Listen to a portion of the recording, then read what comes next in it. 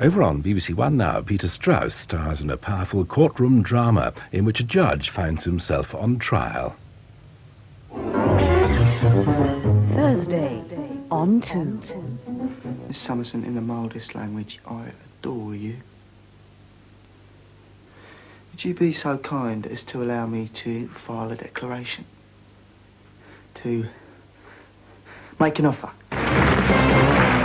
The day's top stories: United Amalgamated bid for Consolidated Incorporated. Incorporated United in leveraged buyout struggle, and Amalgamated Consolidated offer a second rights issue ahead of half-year profit announcement.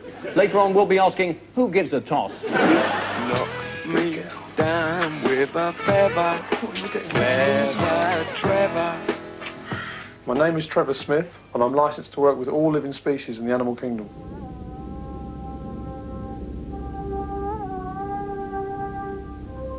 They've been with us a lot more than 2,000 years.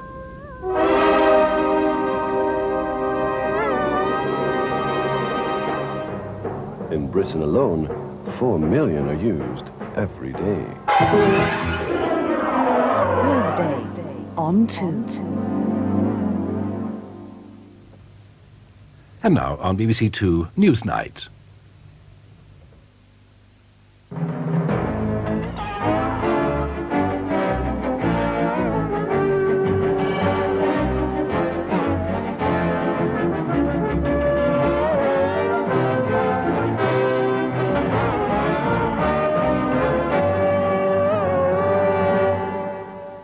Iraq has made its position very clear from the very beginning, that Iraq does not yield to pressure. Good evening. The first, and if we're to believe Washington, the last Gulf crisis meeting between the American and Iraqi foreign ministers begins in 13 hours' time in Geneva. As they arrived tonight, the omens were not particularly encouraging, and there's no sign of the movement necessary if wars to be averted. From New York, Henry Kissinger joins us to argue that the very fact of talks could be a dangerous distraction. In Bonn, Carsten Voigt, Foreign Affairs spokesman for the opposition SPD, believes we're rushing headlong into war.